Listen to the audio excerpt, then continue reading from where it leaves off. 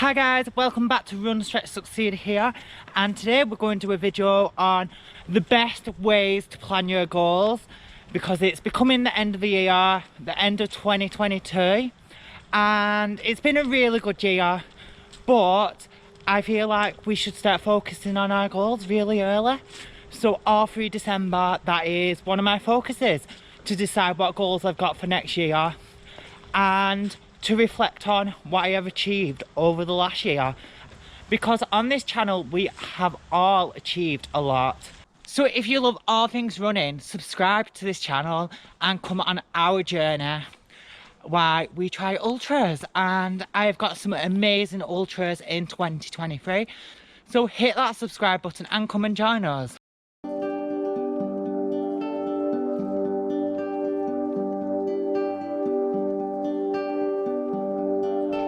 So my first point is, and something you should do even before you think of planning some goals, is to reflect in the last year.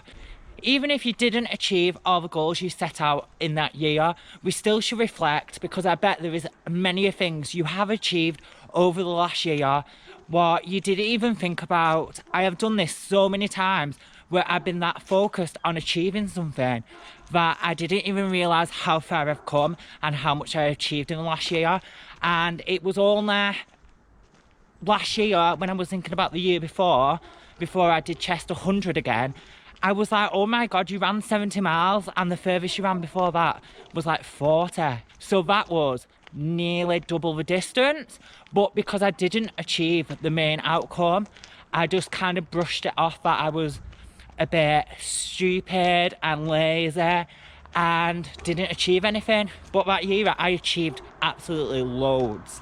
So even before planning your first goal, always reflect on the last year, as I bet you've achieved a lot more than you even realised. And is that not why we set goals? So we can reflect over the year and see how far we have grown, what we have achieved, and just generally to give us something to motivate us to get better.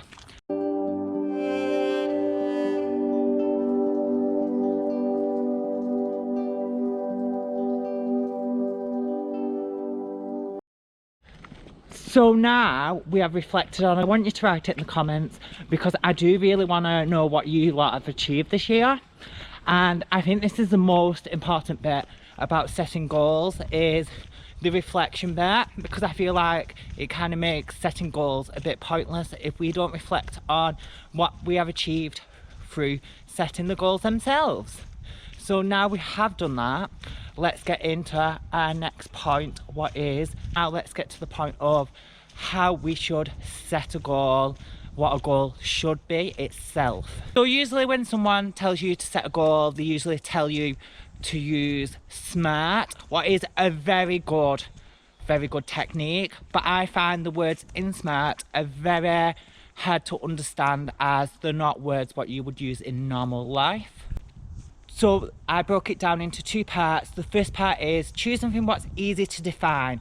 What I mean by this, it should be something like, I want to train a marathon, or I want to do speed training every Thursday for the next year.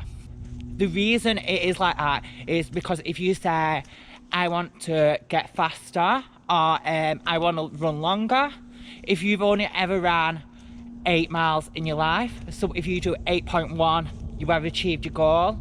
Or is it when you hit 9 miles or half a marathon? If you plan to get faster, there is no measurement.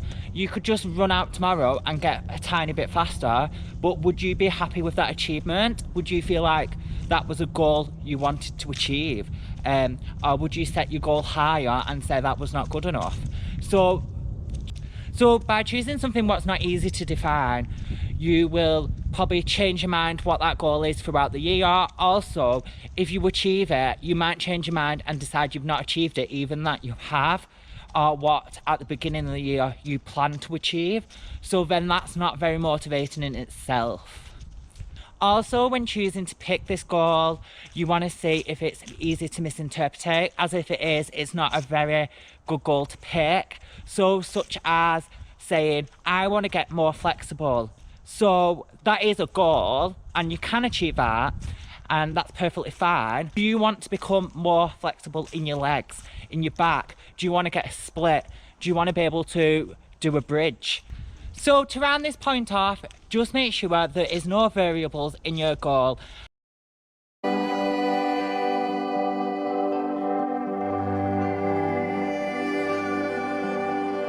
So after setting yourself a goal, I want you to review it, and I want you to ask yourself, is it possible in the time frame I want it? Because if you plan to do something, you don't just say you go and do it and don't think about it. Especially when it's something what is an achievement. You need to think about it, and you need to investigate how it's going to be done. So I want you to think, is it achievable in the time frame I want it? Also, this allows you to think how you're going to break it down, because you plan a goal, but you don't just like do it, you break it down. If you set yourself a goal like I want to run a 100-mile ultra, you wouldn't just be like, right, I'm going to do that next week. You would be like, how many weeks do I need to train this? How many training sessions would I do? So by reviewing it, seeing how much time you've got, and if you've got enough time, now you can break it down and make it into smaller goals. And making it into these smaller chunks makes it a lot more motivating, and it makes it a lot more achievable than the big thing, because 100 miles is a long way to train for. But if you only have to do 50 miles per week, it seems a lot more achievable. You can get motivated when you complete the goal of the week, and then that will come into the bigger goal overall.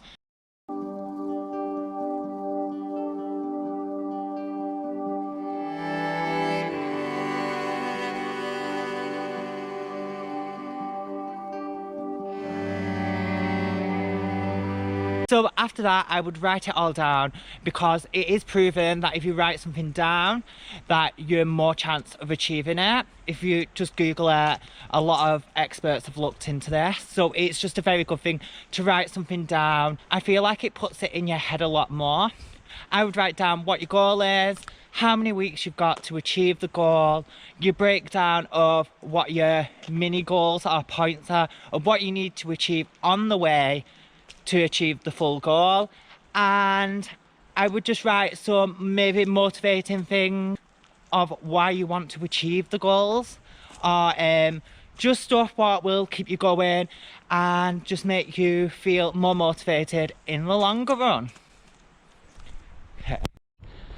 And my last point is, I just want to say how I think about goals and how I think of the journey. So I do think of goals as a journey, and not necessarily the end product is what we most achieve from the journey, because we set off with these goals, but the experience, the knowledge and the enjoyment and the people we meet on the way, probably more important than the end result anyway. So I just want to leave you with this, because I feel like it's very important to focus so much on reflection at end of the year, as I feel like if we don't do that, the rest of it's a bit pointless. As if we just achieve and never look back, or never look at the moment, what's the actual point of achieving itself? Because it's just something what you're going to move on from and never think about again. And that is the whole point for me why I set goals, is to reflect now, rather than just to get a medal or just to say I've done something. It's to think about all the things I've done on the way to the end product. So I guess that's the last thing I'm going to say on this video, and it has been a really good thing for me to make this, as it's set my mind to setting my goals and making them bigger, better and more achievable for next year, so that I'm more motivated for the Lakelands and all that. I just want to mention that I have got a challenge in December on my Instagram, so if you want to take part of that, follow me on Instagram. It is a mobility challenge, and it is to just get some more fun in mobility training, because I know a lot of runners miss out on it, and I really enjoy it, and I want to show other people how to enjoy it as much as me. So guys, if you've enjoyed the video, please hit that subscribe button and give me a like, and I guess I will see you next time, and keep on running.